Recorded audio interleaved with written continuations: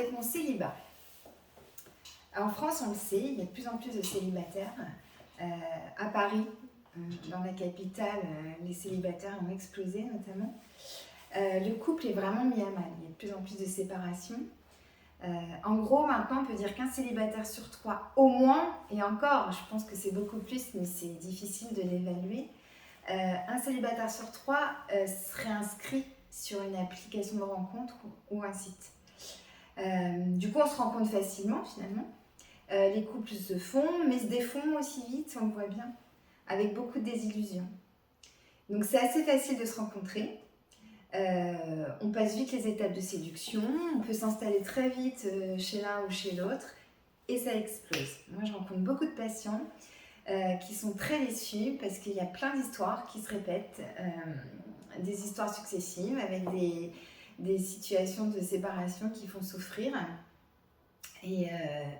Et l'amour dans tout ça, l'amour est mis à mal. La construction du couple, on voit bien que c'est de plus en plus difficile. Il y a une chose qui est très très importante dans ma manière de penser, c'est que l'échec n'existe pas. C'est-à-dire que même si vous avez l'impression de vivre des échecs amoureux, je déteste ce mot échec. Moi, je parle plutôt d'expérience. Donc des expériences évidemment décevantes, plus ou moins, malheureuses, pas épanouissantes. Mais en tout cas, je crois que de chaque histoire, on apprend des choses. Même d'un plan cul, finalement, l'histoire d'un soir, de quelques heures, on apprend plein de choses sur soi. C'est ça qui fait avancer vraiment. Donc le célibat, puisque là on en parle, certains le vivent bien, donc ils sont bien avec eux-mêmes, ils savourent leur solitude, ils vivent ça comme une parenthèse, en se disant que c'est pour mieux vivre la suite, pour mieux recréer un nouveau couple quand ils seront prêts. Donc ils se font plaisir, ils se sentent libres et épanouis. Donc ceux-là sont vraiment très très chanceux. Et là, pour la majorité des autres personnes célibataires, la plupart des personnes vivent ça assez mal. Ce que j'entends surtout moi dans le célibat et la souffrance du célibat, c'est le manque de lien, le manque de douceur, le manque de tendresse, le manque d'écoute. On sait très bien que le lien, c'est quand même la ressource privilégiée chez l'autre. Donc l'absence de lien chez l'humain peut faire énormément souffrir. C'est ce qui fait sans doute qu'on est dans cette idéalisation du couple. C'est vrai qu'un lien chaleureux et positif, on l'a vu, il y a des expériences qui ont évidemment montré que ça diminue le stress et ça augmente le sentiment de vitalité. Du coup, on voit bien chez plein de célibataires cette obsession de recréer un couple et d'être à deux, avec un besoin absolu de construire. Dans une telle idéalisation que du coup on se dit à deux c'est mieux, on peut faire plus de projets, on est plus heureux.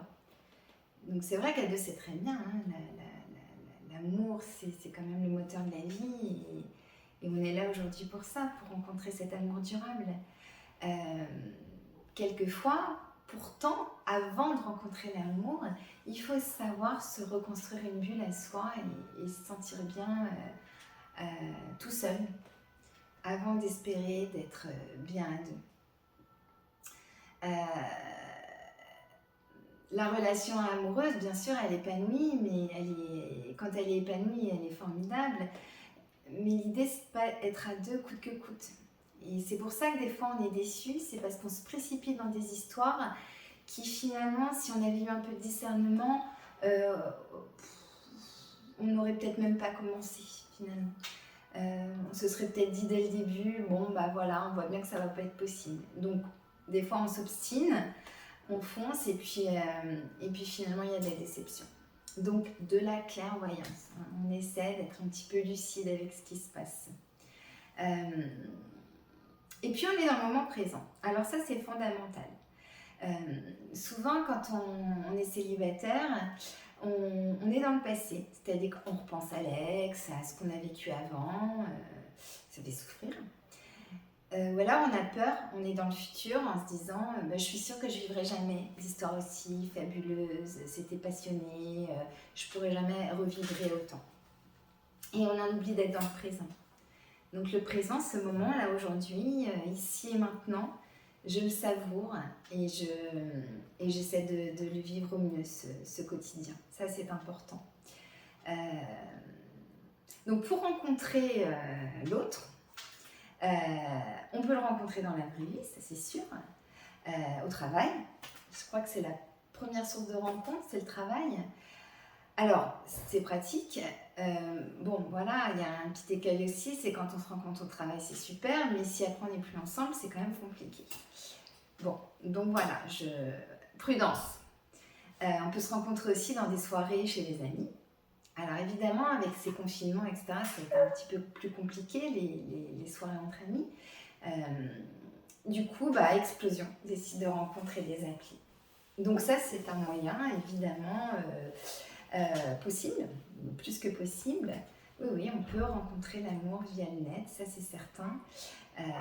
Voilà, il y a des exemples tous les jours de magnifiques histoires, et tant mieux.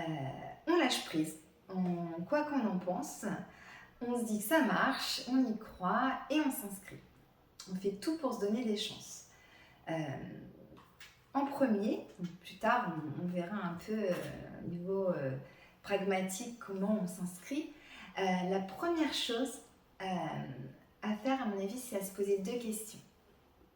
Et puis, de travailler sur soi.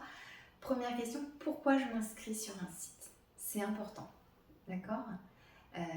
Et la deuxième question, c'est de quoi j'ai envie? Qu'est-ce que je recherche? Et ça, c'est important de clarifier sa pensée.